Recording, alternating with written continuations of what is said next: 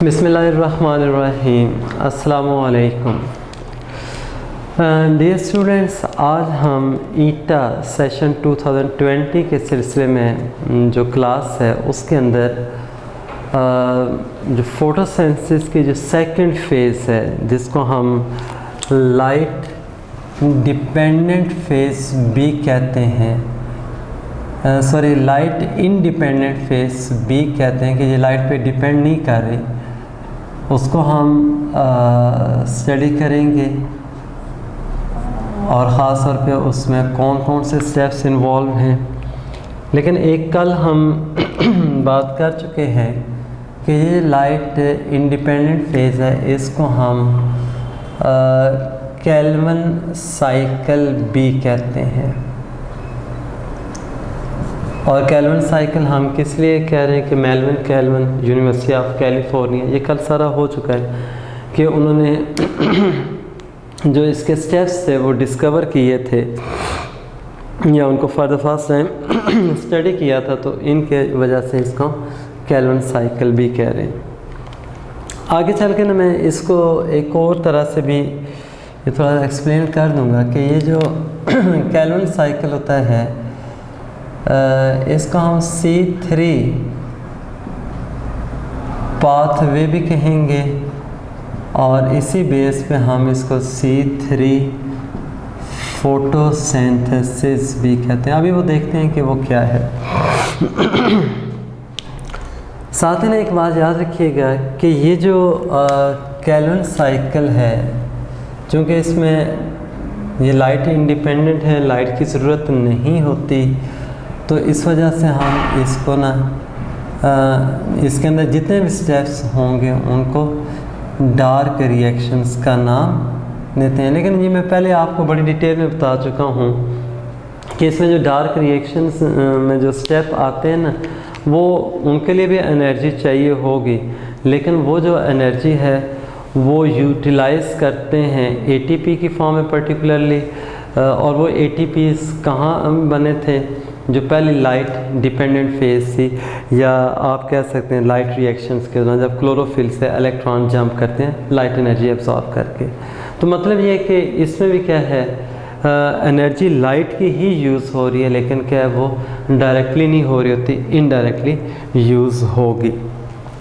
अब ना यहाँ पे MCQs के लिहाज से इतना बता देता हूँ कि जो केल्विन साइकिल है या डार्क रिएक्शन होगा, ये स्ट्रोमा ऑफ क्लोरोप्लास्ट उसमें होता है। और दूसरा ना ये जो केल्विन साइकिल है इसमें हम कहते हैं कि बेसिकली जो स्टेप्स हैं ना, they can be divided into 3 phases. और वो 3 फेजेस कौन कौन सी होती हैं? एक उसमें CO2 फिक्सेशन फेज़ होगी, यानी यही सीक्वेंस है उसका, यानी फर्स्ट फिक्सेशन फेज़ होती है CO2 फिक्सेशन, फिर क्या हो जाएगा, सेकंड रिडक्शन फेज़ होगी, और थर्ड पे जो है ना इसमें आ जाती है रीजेनरेशन फेज़। अब देखिए यहाँ पे मैं अगर ना वो थोड़े से स्टेप्स उसके ना ड्रॉ भी कर दूँ, तो इसमें क्या होगा कि सबसे पहले ये जो हम यहाँ पे लिख रहे हैं RUBP,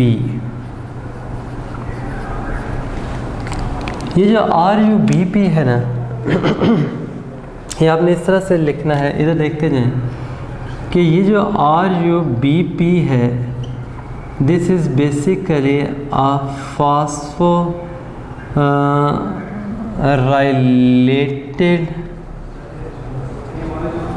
शुगर, यूँ भी कह सकते हैं, या फॉस्फोराइलेटेड पेंटोज शुगर है। ये MCQs में आ सकता है। ये 5 कार्बन ये शुगर होती है और ये बेसिकली क्या है, कीटो शुगर है।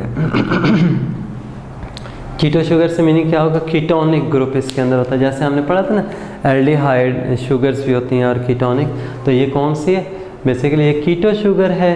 और पेंटोज हम इनको इसलिए कह रहे हैं कि इसमें 5 कार्बन होती है। और अगर ना मैं इस पेंटोज शुगर को ना यानी RUBP को इस तरह से भी लिख दूँ कि देखें, BP से मीनिंग क्या, बाइसफॉस्फेट या बिसफॉस्फेट भी जिसको आप कहते हैं, तो कंप्लीट जो इसका नेम बनेगा ना, दैट विल बी राइबुलोज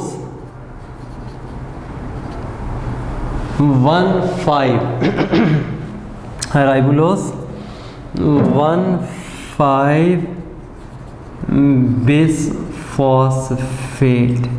ये देखें, ये उसका कंप्लीट नेम बन गया। तो यानी MCQ के लिहाज से ये पॉइंट भी जहन में रखना है कि राइबुलोज यानी वो कीटो शुगर थी, राइबोज होती है वो एल्डिहाइड शुगर होती है।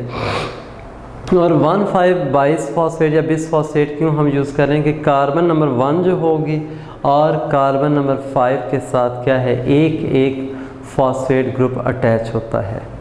ठीक है, तो अब ये देख लेना RUBP जो है ना, ये क्या था, बेसिकली एक फॉस्फोराइलेटेड शुगर है, पेंटोज शुगर है, और उसमें भी क्या कीटोनिक आ जाते हैं कि जो कार्बोनाइल कार्बन होती है ना वो टर्मिनल नहीं है, वो सेकंड पोजीशन पे होती है। और उसके साथ जो फॉस्फेट ग्रुप्स अटैच हैं वो कार्बन नंबर 1 पे होगा और कार्बन नंबर 5 के ऊपर होगा। फिर सेकंड जो आ जाता है इसमें, जो ये अगर आपसे पूछा जाए कि RUBP कहाँ पे है, जैसे मैंने कह दिया ना कि ये कैल्विन साइकिल जो होता है वो स्ट्रोमा ऑफ क्लोरोप्लास्ट में हो रहा है, तो ये उसी स्ट्रोमा के अंदर जो है वो मौजूद है, यानी स्ट्रोमा का ही पार्ट होगी। लेकिन यहाँ पे ये जो RUBP है, इधर देखिए मैं इसको ना CO2 एक्सेप्टर कह रहा हूँ। देखिए हमने ना जो मैकेनिज़्म एक पढ़ा था सिंपलेक्स था, तो उसमें हमने बात की थी कि जो कैल्विन साइकिल है वो उसकी जो इनपुट होगी वो कार्बन डाइऑक्साइड के 3 मॉलिक्यूल्स होंगे और आउटपुट जो होगी उसमें एक मॉलिक्यूल होगा G3P ग्लिसरॉल्डिहाइड 3 फॉस्फेट, वो भी हम खैर डिस्कस करते हैं। लेकिन देखें अगर आपसे पूछा जाए ना कि which will be the starting molecule for Calvin cycle या which molecule is produced at the end of Calvin cycle, तो भाई जब साइकिल है ना तो साइकिल में क्या है, जहाँ से आप स्टार्ट करते हैं वहीं पे आप एंड करते हैं। तो स्टार्टिंग मॉलिक्यूल भी क्या था, RUBP था, यानी वो पूरा साइकिल है इस मॉलिक्यूल के साथ स्टार्ट भी होता है और इसी के ऊपर वापस क्या होगा, वो एंड भी होगा। तो मैं यहाँ पे साथ ये लिख रहा हूँ इसके, ये क्या है 5C यानी 5 कार्बन कंपाउंड। अब देखिए इसमें ना ये प्लस हम करते हैं इस तरह से CO2। अब ज़रा पॉइंट बड़े नोट करने वाले हैं, बड़े इम्पॉर्टेंट हैं। जिस तरह हमने कहा ना कि ये कार्बन डाइऑक्साइड को एक्सेप्ट करेगा, तो देखिए 5 कार्बन इसमें थी, एक कार्बन डाइऑक्साइड की होगी, तो क्या होगा, एक अनस्टेबल कंपाउंड बनता है और वो हाईली अनस्टेबल है और उसमें कितने होंगे, 6 कार्बन्स अब हो जाएंगे। और उसको ना हम कोई नाम इस वजह से नहीं देने कि अभी तक ना ये अनआइडेंटिफाइड है, मतलब ये कि बनने के फ़ौरन बाद ये ब्रेक हो जाता है। अगर थोड़े से टाइम के लिए भी स्टे करें ना तो उसको हम आइडेंटिफाई कर सकते हैं। तो ये अभी तक क्या अनआइडेंटिफाइड है, लेकिन बनता ज़रूर है। लेकिन होता ये क्या है, हाईली अनस्टेबल है, ये फॉर्मेशन के साथ ही क्या होगा, ये ब्रेक हो जाएगा। तो अब ना बेटे आपने एक बात याद रखनी है कि ठीक है स्टार्टिंग मॉलिक्यूल RUBP का था। अब जो कि आप लोगों ने ये साइकिल पहले पढ़ा हुआ ना, मैं इससे डायरेक्ट थोड़ी सी बातें कर रहा हूँ। तो मैं ये कहूँगा कि मैं यहाँ पे 3 जो है ना मॉलिक्यूल्स ले रहा हूँ, किसके, RUBP के, और 3 ही किसके होंगे, कार्बन डाइऑक्साइड के। यानी अगर ना RUBP जो है ना वो एक CO2 को एक्सेप्ट करता है, तो स्टार्ट करने के लिए क्या होगा, MCQ की बात हो रही है कि you will need 3 molecules of RuBP, और अनस्टेबल भी कितने बनेंगे, 3। अब वो अनस्टेबल जो होता है ना वो सेंटर से ब्रेक होगा। खुद देखें ना 6 कार्बन की चेन है और वो जैसा स्प्लिट होगा या ब्रेक होगा सेंटर से, तो 6 कार्बन की चेन सेंटर से हो तो 2 मॉलिक्यूल्स बनते हैं 3 कार्बन के। अगर ये 3 थे, 1 से 2 माने, 3 से क्या हो जाएंगे, 6 मॉलिक्यूल्स बनेंगे, और उनको हम एक नाम देते हैं 3-फॉस्फोग्लिसरेट का। आप उनको क्या कहेंगे कि वो क्या है, 6 मॉलिक्यूल्स किसके, 3-फॉस्फोग्लिसरेट के, और इस तरह से वो सारे के सारे क्या हैं, 3 कार्बन। और ये देख लें, ये जो 3-फॉस्फोग्लिसरेट है ना, या ग्लिसरिक एसिड भी हम कहते हैं, इसको ना आप ये लिख लीजिएगा कहीं पे, ये एब्रीवेट इस तरह से भी करते हैं, 3PGA से क्या देते हैं, 3-फॉस्फोग्लिसरिक एसिड, यानी एक एसिड है ये। बेटा ये भी आपने जहन में रखना है, ये क्या था, ये शुगर है, फॉस्फोराइलेटेड शुगर है, यानी एक कार्बोहाइड्रेट है, और ये क्या है, कार्बोक्सिलिक एसिड्स में आता है, एसिड है एक ये। अब ना ये जो 3-फॉस्फोग्लिसरेट होगा, ये हम कहते हैं ATP से फॉस्फेट लेता है। अब जैसा ये फॉस्फेट लेगा ना, अब देखिए मैं इसको ना कन्वर्ट कर रहा हूँ, यानी ऑलरेडी इसके पास एक फॉस्फेट मौजूद था, अब ये एक और ले रहा है फॉस्फेट, तो हम इसको 1,3-बाइस-फॉस्फोग्लिसरेट कह देंगे, या जैसा वो मैंने लिखा ना 3PGA, इसको आप 1,3-bis-PGA कर दें, 22-फॉस्फोग्लिसरेट। और 1,3 क्या है कि उसमें जो यहाँ पे कार्बन नंबर 3 पे फॉस्फेट था, तो यहाँ पे क्या है, एक 3 पे है और दूसरा क्या है, फॉस्फेट। लेकिन वो कहाँ से आ रहा है, शाबाश, कि उसमें क्या होगा, एक ATP का मॉलिक्यूल है वो हाइड्रोलाइज होगा और कन्वर्ट होगा किस में, वो ADP के अंदर। अब बेटा आप खुद देखें ना, यहाँ पे अगर मैं 6 मॉलिक्यूल्स ये ले रहा हूँ ना 3-फॉस्फोग्लिसरेट के, तो हर एक को ना एक एक फॉस्फेट देना है, तो किससे ले रहे हैं आप, ATP से। तो 6 मॉलिक्यूल्स के लिए आपको क्या है, 6 ATPs हैं वो यूटिलाइज करने पड़ेंगे, ठीक है। अच्छा अभी ना साथ ही एक और भी यहीं पे क्लियर कर देता हूँ कि ये वाली जो इतनी फेस थी ना, ये जिसमें CO2 और वो बेसिकली क्या है, ATM, एटमॉस्फेरिक है। ये एटमॉस्फेरिक जब वो ऑक्सीजन होती है जो कि क्या है RuBP के साथ मिली है, पहले वो फ्री थी, एयर का पार्ट थी, लेकिन जब वो 3-फॉस्फोग्लिसरेट बन गया ना, तो क्या है, same carbon which is from carbon dioxide that has become the part of an organic compound. तो इस वजह से ना इस फेज़ को या ये जो स्टेप्स हो रहे हैं इनको हम क्या नाम देते हैं, CO2 फिक्सेशन। ये क्या हो गया, CO2 फिक्सेशन हो गया। अच्छा ये जो CO2 फिक्सेशन होती है ना, ये बेसिकली क्या है, एंजाइमेटिकली होगी, और इसके लिए जो एंजाइम हम यूज़ करते हैं वो क्या है, रूबिस्को है। और ये देखें जो रूबिस्को होगा ना, बेसिकली ये पूरा नाम आप इसका लिख लीजिएगा, ribulose, R for ribulose bisphosphate carboxylase ओब्लिग, आप इसको ऐसे लिख लें, ऑक्सीजिनेज। ये आगे ना वैसे आप लोग फ़ोटो रेस्पिरेशन पढ़ चुके हैं पहले ना, तो फ़ोटो रेस्पिरेशन में आपने क्या कहा था कि ये रूबिस्को एंजाइम ऐसा होता है कि अगर कार्बन डाइऑक्साइड कंसंट्रेशन हाई है तो ये क्या करेगा, RuBP के साथ CO2 को कंबाइन करेगा। जब CO2 ऐड कर रहा है तो इसका मीनिंग क्या है, इट विल फंक्शन या it will act as carboxylase. लेकिन दूसरी तरफ क्या है, यही जो एंजाइम है ना, अगर ऑक्सीजन कंसंट्रेशन ज़्यादा हो जाती है तो फिर RuBP में ऑक्सीजन ऐड कर देगा। बेसिकली क्या है, ये CO2 एक्सेप्टर है, but it can also accept oxygen molecule depending upon the concentration. If CO2 is in higher concentration, it is CO2 acceptor, otherwise it will be O2. अब देखें जब ये ऑक्सीजन ऐड करेगा, CO2 add किया था तो carboxylase है, और अगर ऑक्सीजन ऐड करेगा तो ये क्या है, ऑक्सीजिनेस कहलाएगा। यानी ये ऑक्सीजनेशन और कार्बोक्सिलेशन ये दोनों कर सकता है।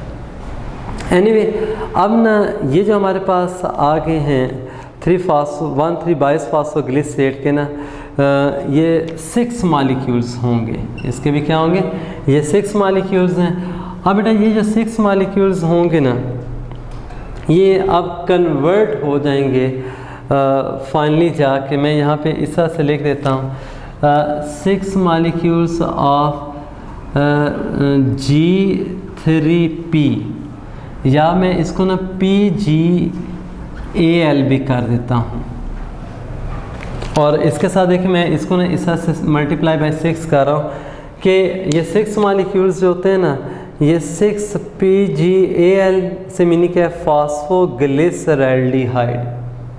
ये किस में कन्वर्ट होगा, फॉस्फोग्लिसरैल्डिहाइड। यानी ये अगर एसिड था ना तो ये क्या एल्डिहाइड है, या G3P क्या है, ग्लिसरैल्डिहाइड 3-फॉस्फेट, दोनों जो है ना सेम ही है। यानी हम इसमें ना ग्लिसरैल्डिहाइड 3-फॉस्फेट अगर यूज़ करते हैं तो G3P आ जाएगा, और अगर फॉस्फोग्लिसरैल्डिहाइड आप करते हैं तो वो क्या है, PgAl, सेम कंपाउंड है।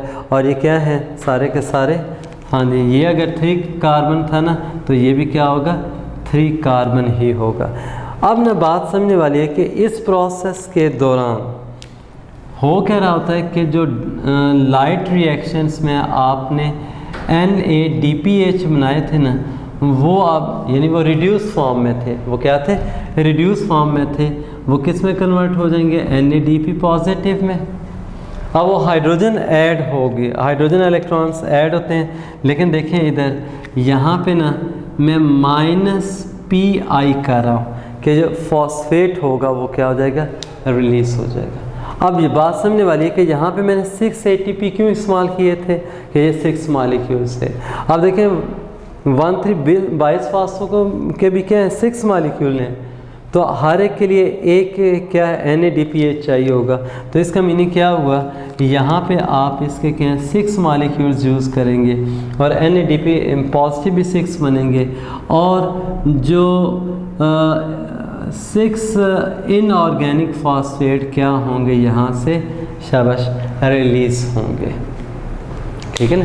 आप देखें ना, चूँकि इसमें से हाइड्रोजन जो है वो ऐड हो रही है ना, तो हमने लास्ट में पढ़ा था कि जो NADPH होता है ना उसमें क्या होगी, शाबाश, ये मैं इस तरह से लिख रहा हूँ, इसकी जो पावर होती है ना उसको हम रिड्यूसिंग पावर कहते हैं कि ये रिडक्शन कर सकता है। और ये जो होगा ना इसके अंदर जो पावर होती है उसको हम एजिमिलेटरी पावर का नाम देंगे। इसमें कौन सी होगी, एजिमिलेटरी पावर होगी, और इसमें कौन सी है, रिड्यूसिंग पावर।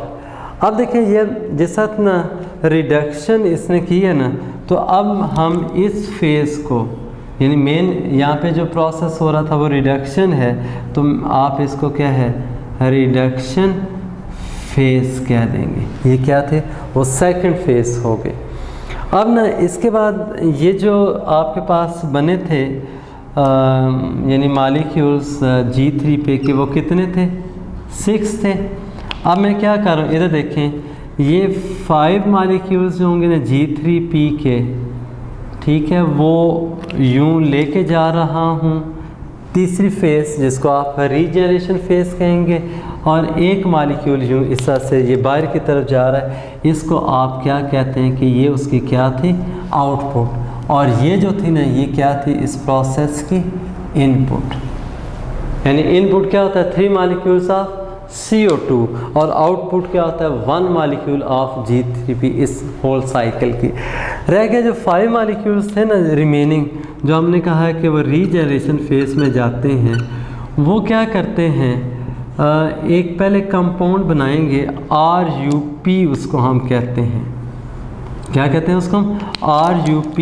और ये जो RUP है ना, ये बेसिकली क्या है, राइबुलोस फॉस्फेट, या जैसे मैं पहले कह चुका हूँ राइबुलोस 1,5 बाइसफॉस्फेट, ये RUP है, तो ये क्या होगा, राइबोलोज 5 फॉस्फेट के कार्बन नंबर 5 के ऊपर क्या है, एक फॉस्फेट लगा हुआ है। और बेटा ये बड़ा आसान सा देखें ना, अगर ये 5 मालिक्यूल्स में ले रहा हूँ G3P ग्लिसरॉल्डिहाइड के, तो 5 मालिक्यूल्स से तो एक G3P में कितनी कार्बन्स होती हैं, शाबाश, ये 3 कार्बन वाला होगा। तो देखें ना टोटल कार्बन कितने बन रही हैं, 5 3 15 कार्बन। लेकिन ये जो 5 मालिक्यूल्स होंगे ये कन्वर्ट हो जाते हैं किस में जी, 3 मालिक्यूल्स, कौन से, 5 कार्बन वाले। तो देखें रहा तो फिर भी 15 ही ना, तो यानी नंबर ऑफ कार्बन में कोई चेंज नहीं आई, यानी G3P के एक मालिक्यूल में 3 कार्बन से 5 मालिक्यूल्स हैं तो 15 कार्बन्स हो गए, और वो कन्वर्ट हो रहे हैं किस में, ये 3 मालिक्यूल्स ऑफ RUP में, और RUP के ये 3 मालिक्यूल्स हैं और एक मालिक्यूल में कितनी कार्बन्स हैं, 5, तो 5 3 15, यानी ये उसमें कार्बन के अंदर जो वो कोई चेंज नहीं आती। हाँ 3 कार्बन जो मालिक्यूल्स हैं उनसे आपने क्या बना लिया, 5। अब ये जो RUP है ना, ये आखिर में क्या होगा, देखें जैसे मैंने कहा था RUP जो होता है ये क्या है, हाँ जी, राइबोलोज, यानी ये भी फास्फोराइलेटेड कीटोनिक शुगर है, 5 फॉस्फेट, यानी कार्बन नंबर 5 पे फॉस्फेट लगा हुआ है। अब ना यहाँ पे जैसे ATP ने पहले फॉस्फेट दिया था, इसी तरह से दोबारा से ATP हाइड्रोलाइज होगी। ये बेटे आपने याद रखना है, जहाँ पे भी ATP ब्रेक होती है ना, वो प्रोसेस क्या होता है, हाइड्रोलिसिस। यहाँ पे भी हाइड्रोलिसिस हुई है, उसकी ADP बना था। अब देखें यहाँ पे भी क्या कर रहे हैं, ATP को हाइड्रोलाइज, लेकिन बात सुनने वाली है कि जैसा ये हाइड्रोलाइज होगा एक फॉस्फेट रिमूव हुआ, वो फॉस्फेट क्या है, ये देखें ये 5 फॉस्फेट था ना, कार्बन नंबर 5 पे लगा है, जो ATP से हमें मिला है वो इसके कार्बन नंबर 1 पे आ जाएगा। जैसे 1 पे आएगा अब इसका नाम चेंज हो जाएगा, 2 फॉस्फेट हो गए BP, बिस फॉस्फेट, लेकिन क्या है राइबोलोज, एक कार्बन 1 पे आएगा दूसरा 5 पे। अब देखें हमने through a series of steps क्या किया है, ये वापस जो था ना RUBP हासिल कर लिया, इस वजह से हम इसको क्या नाम देंगे, रीजनरेशन फेज़। इसको आप क्या बोलेंगे, ये कौन सी है, रीजनरेशन फेज़ है। तो बेटा कहने का मतलब ये है कि इस तरह से ये 3 फेजेस में क्या होगा, ये जो साइकिल होता है वो कंप्लीट हो जाता है। और देखें उसका स्टार्टिंग जो मालिक्यूल था वो भी RUBP था, और एंड पे भी क्या आपने RUBP बना लिया। अब यहाँ पे एक और पॉइंट बड़ा इम्पोर्टेंट जो याद रखना है, ये बात का आ जाता है कि जो प्रोटीन है ना, ज़रा एंजाइम्स होते हैं वो protein in nature, Rubisco enzyme वो एक प्रोटीन है। अब नेचर के अंदर अगर आप देखें, जो आप कह सकते हैं ना, जो सबसे ज़्यादा प्रोटीन है नेचर में, जो सबसे ज़्यादा प्रोटीन होगी वो क्या होगी, ये रुबिस्को वाली होगी। वो मैं क्यों कह रहा हूँ, ख़ुद आप देखें कि जैसे हमने कल पढ़ा है, चाहे वो हायर प्लांट्स हैं, लोअर प्लांट्स हैं, वो एल्गी हैं, साइनोबैक्टीरिया, यानी जिसमें भी कैल्विन साइकिल चल रहा है ना, वहाँ पे रुबिस्को यूज़ हो रहा है। तो उस लिहाज से क्या होगी, मोस्ट अबंडेंट जो प्रोटीन होगी वो कौन सी होगी, रुबिस्को होगी, यानी तमाम ऑटोट्रॉफिक के अंदर ये होती है। अच्छा यहाँ पे आप देखते हैं कि ये मैंने ना एरोस बना दिए हैं, और ये एरोस क्या शो कर रहे हैं कि ये जो G3P है ना, that will not form RUP in a single step, बल्कि क्या होगा, it will involve many steps. अब वो ना कौन से, थोड़ा सा आपकी बुक में तो नहीं दिया, लेकिन मैं वो थोड़ी सी बात करूँगा। लेकिन उससे पहले एक पॉइंट यहाँ पे रह गया था, देखो RUP के 3 मालिक्यूल्स हैं, एक ATP आपने यूज़ किया एक RUP को फॉस्फेट देने के लिए, ठीक है, फिर 3 मालिक्यूल से, तो यहाँ पे आपको क्या करने पड़ेंगे, 3 ATPs, और ये फिर क्या होगा, 3 ADPs बनेंगे, तो 3 RUP से 3 RUBP बन जाएंगे। अब ना जो अभी मैं बात कर रहा था कि जो रीजनरेशन है उसमें कोई एक स्टेप नहीं है, नंबर ऑफ़ स्टेप्स होते हैं। आपकी बुक वाले ने ना सिंपल करके लिख दिया, उसमें 3 कार्बन वाले भी इंटरमीडिएट्स बनेंगे। दोबारा सुन लें, कहता है उसमें 3 कार्बन वाले बनते हैं 4, 5, 6 और 7। इस तरह से ना ये डिफरेंट जो है वो क्या होंगे, इंटरमीडिएट्स बनेंगे। कैसे बनते हैं, मैं एक सिंपल सा स्केच जो है वो ड्रॉ करके ये आपको समझा देता हूँ। देखें, ये 3C 3C 3C 3C 3C, ये 5 मॉलिक्यूल्स मैंने आपके सामने बना दिए। यानी जो 3 कार्बन वाले हैं ना, ये 5 मॉलिक्यूल्स से जो कि क्या है हमें रिडक्शन फेज़ के बाद मिले हैं। अब ना देखें ये क्या करेंगे, आपस में इस तरह से ये दोनों ना जस्ट लाइक दिस ये कंबाइन करेंगे 3 और 3, ये दोनों के कंबाइन करने से एक इंटरमीडिएट मॉलिक्यूल बनेगा 6 वाला। ये मैं थोड़ा सा वो आपके कन्फ्यूजन दूर करना चाह रहा हूँ कि आपकी बुक वाले ने वो इंटरमीडिएट्स का लिख दिया, वे कैसे बनते हैं। फिर क्या होगा कि ये वाला एक 3 कार्बन जो है ना, इसको अब मैं फॉरवर्ड लेके आ रहा हूँ, ये इस 6 वाले के साथ आके मिलता है, और जब मिलेगा ना 6 और 3 क्या होते हैं 9, ठीक है। लेकिन मैं यहाँ पे 9 कार्बन नहीं लिख रहा हूँ, मैं 9 कार्बन इसलिए नहीं लिख रहे, तो हमने क्या पढ़ा हुआ था कि जो मैक्सिमम जो होती है ना, जो नेचर के अंदर हमें मिल रहे हैं कार्बोहाइड्रेट्स, मोनोसैकेराइड्स होते हैं, उनमें 3 से लेके 7 तक जो होती हैं कार्बन आइटम्स होते हैं। तो ये तो 9 वाला बन रहा था। अब वो 9 वाला जैसा बनेगा, बात वही है, वो अनस्टेबल होगा और वो इमीडिएटली क्या होता है, वो स्प्लिट हो जाएगा और 2 मॉलिक्यूल्स बना देगा। यानी एक 5 कार्बन वाला होगा और दूसरा क्या है 4 वाला। अब देखें 3 कार्बन के बाद क्या एक 4 कार्बन भी आ गया। अब ना ये 4 कार्बन वाला क्या करता है, एक और मॉलिक्यूल बनाता है, यानी एक 3 कार्बन मॉलिक्यूल के साथ कंबाइन करके, और कितना हो जाएगा 7 कार्बन वाला। कितने कार्बन वाला मॉलिक्यूल बन गया 7 वाला। और अब देखें ये 7 वाला जो है ये स्टेबल है, ये फिर क्या है 5वां जो है वो मॉलिक्यूल लेगा, ठीक है, या 5वें मॉलिक्यूल जब वो 3 कार्बन G3P के साथ मिलेगा और ये क्या करता है एक 10 वाला बनाएगा। लेकिन ज़रा फिगर पे गौर करें, मैंने फिर उसको क्या है 10 वाला लिखा नहीं है, लेकिन ये क्या मैं ज़ाहिर कर रहा हूँ कि अनस्टेबल सा होगा और इमीडिएटली वो सेंटर से ब्रेक हो जाएगा 5 कार्बन। अब ख़ुद देख लें इस डायग्राम के अंदर आपको 3 कार्बन वाले भी मिल रहे हैं, 4 वाले भी मिल रहे हैं, 5 वाले भी हैं, 6 वाले भी हैं और 7 वाले भी हैं। तो ये इस तरह से आपको क्या है इंटरमीडिएट्स हैं वो यहाँ पे मिलेंगे। तो ये बेसिकली क्या है रीजनरेशन हो रही होती है किसकी जी, CO2 एक्सेप्टर की। अच्छा बेटे, अब ना ये तो जितना भी था ना कैलन साइकिल का एक मैंने स्केच आपके सामने रख दिया, लेकिन यहाँ पे एक पॉइंट है जो शुरू में हमने बोला था कि ये C3 पाथवे इसको कहते हैं, ठीक है ना। ये C3 पाथवे क्यों कहा जाता है, देखें एक ये पूरा साइकिल एक पाथवे है, लेकिन यहाँ पे ना जो पहला मॉलिक्यूल बना था वो 6 कार्बन वाला था। पहला जो मॉलिक्यूल हमने बनाया था वो क्या था 6 कार्बन वाला था, लेकिन था वो क्या अनस्टेबल, वो बनने के फ़ौरन बाद क्या होता है ब्रेक हो जाता है। लेकिन ब्रेक होने के बाद जो स्टेबल मॉलिक्यूल बना रहा है वो कौन सा होता है जी 3-फॉस्फोग्लिसरेट। यानी जो आपको ना कैलन साइकिल में जो पहली प्रोडक्ट नज़र आएगी और वो प्रोडक्ट कैसे बन रही है फाइनल यानी स्टेबल प्रोडक्ट कि जब CO2 और RGBP मिलेंगे वो 3 कार्बन वाला है 3-फॉस्फोग्लिसरेट। और ये जो स्टेबल प्रोडक्ट आपको मिली यहाँ पे, ये जो प्रोडक्ट है ना चूँकि 3 कार्बन है, इस बेस पे हम इसको क्या है C3 पाथवे कहते हैं, ठीक है ना। C3 साइकिल भी आप इसको, यानी आप देखें ना कैलन साइकिल भी कहा था, C3 साइकिल भी कह रहे हैं, C3 पाथवे भी कह रहे हैं, या चूँकि पहला जो ये फोटोसिंथेसिस का चल रहा है ना, तो जो प्रोडक्ट बन रही है वो 3 कार्बन वाली बन रही है, तो इसलिए हम इसको C3 फोटोसिंथेसिस भी कहेंगे।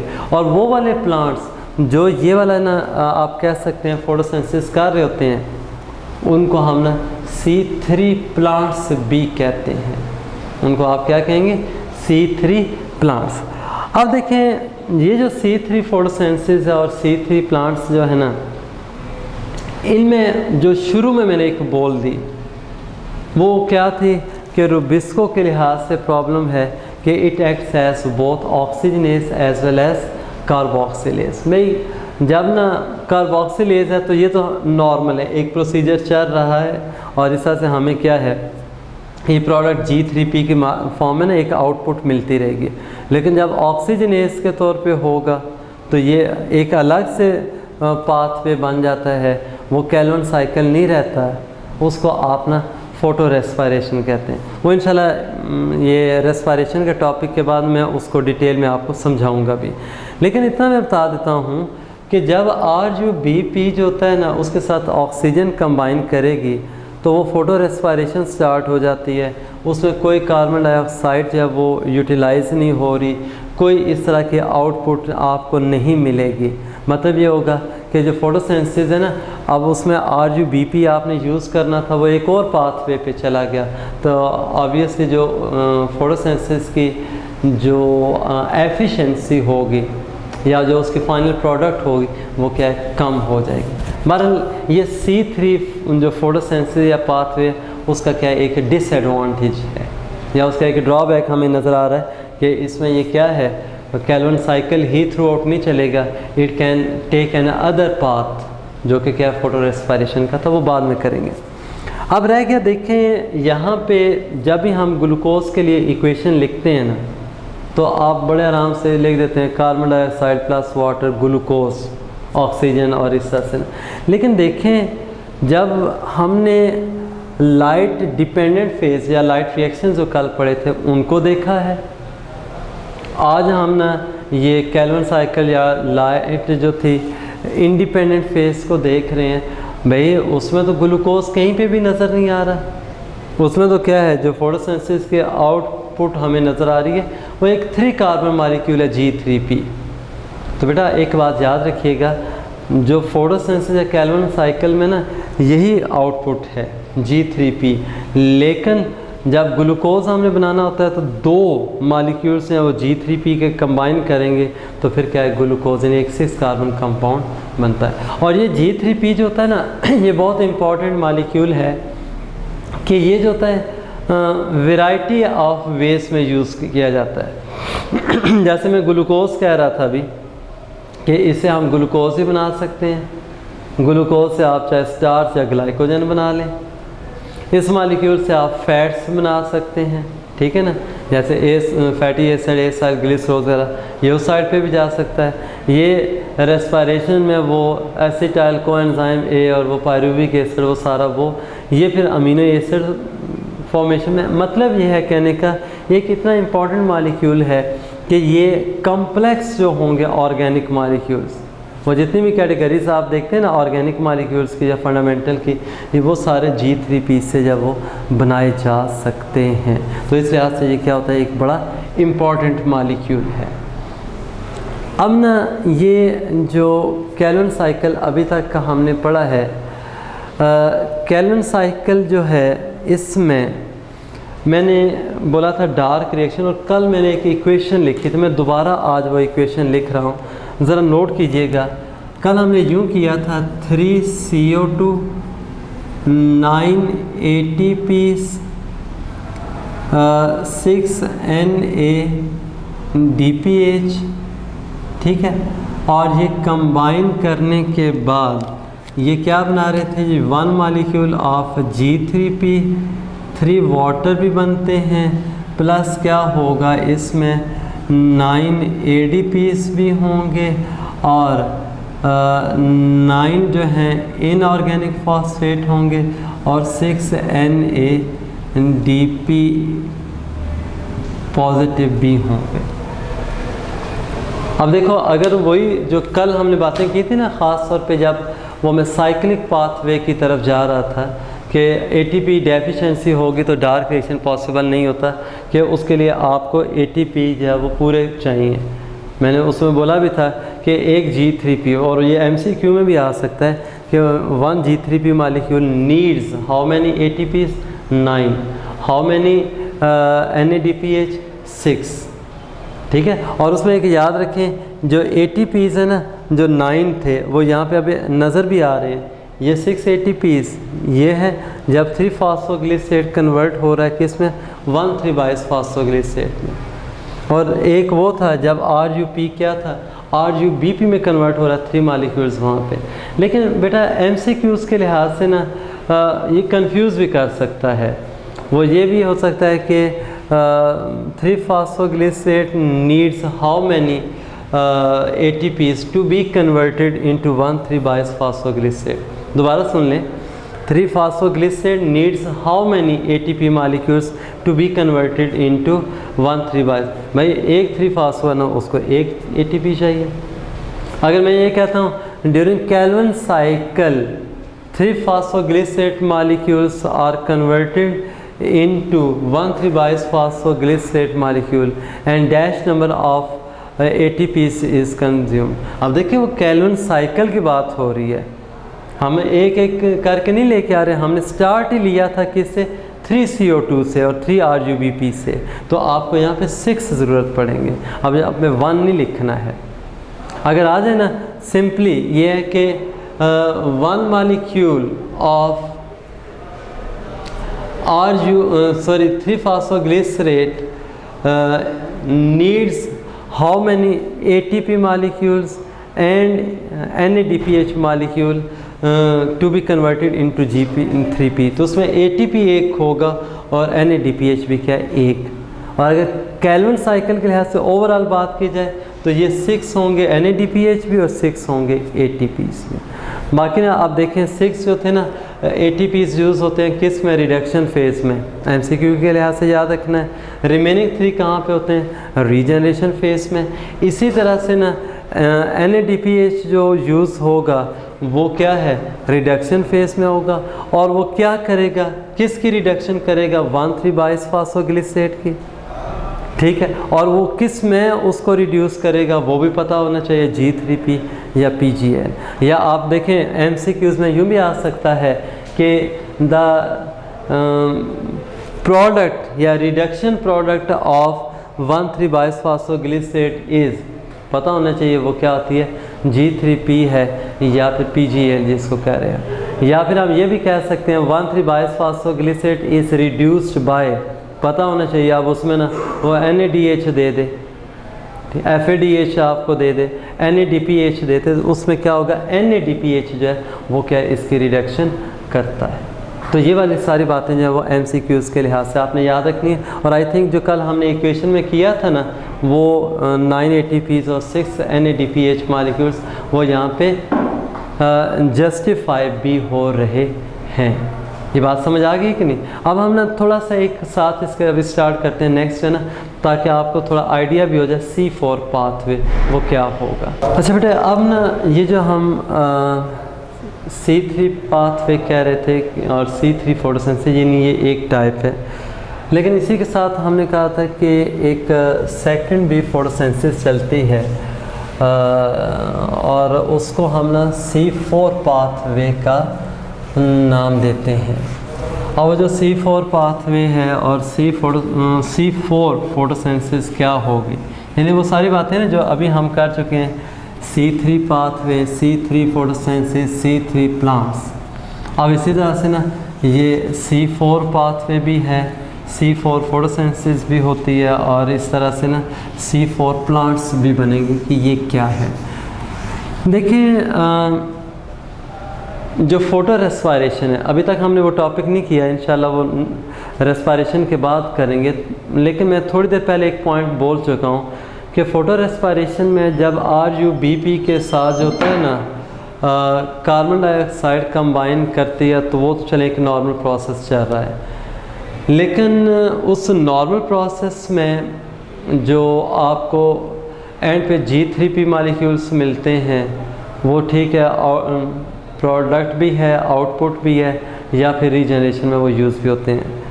लेकिन एक याद रखें फ़ोटो रेस्पायरेशन जब होती है ना तो उसमें एक मॉलिक्यूल डिफरेंट बन जाता है, यानी एक 3 कार्बन वाला होगा जो उससे G3P बनेगा, दूसरा होता है फास्फोग्लाइकोलेट।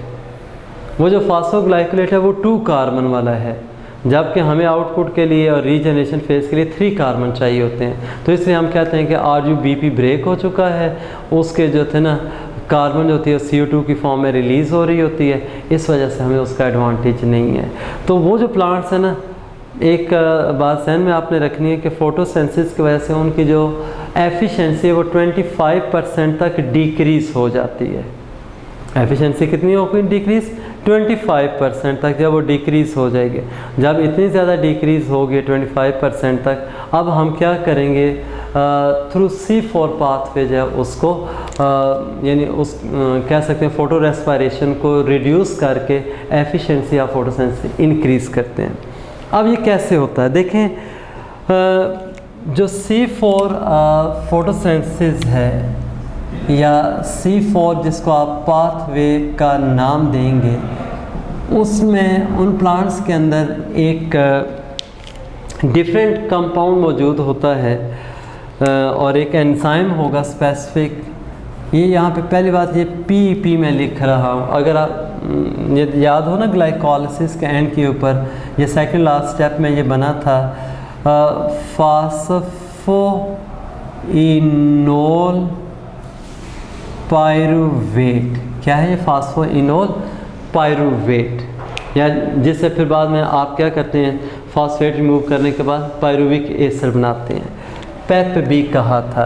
और ये बेसिकली देखिए फास्फोइनोल पायरुवेट जो है ना, ये 3 कार्बन जो होता है कंपाउंड होता है। और ये भी मैं लिख देता हूँ, ये चूँकि ग्लाइकोलिसिस के दौरान बना था ना, ये बेटे बेसिकली बन रहा होता है जो साइटोप्लाज्म है उसके अंदर, और साइटोप्लाज्म किसका?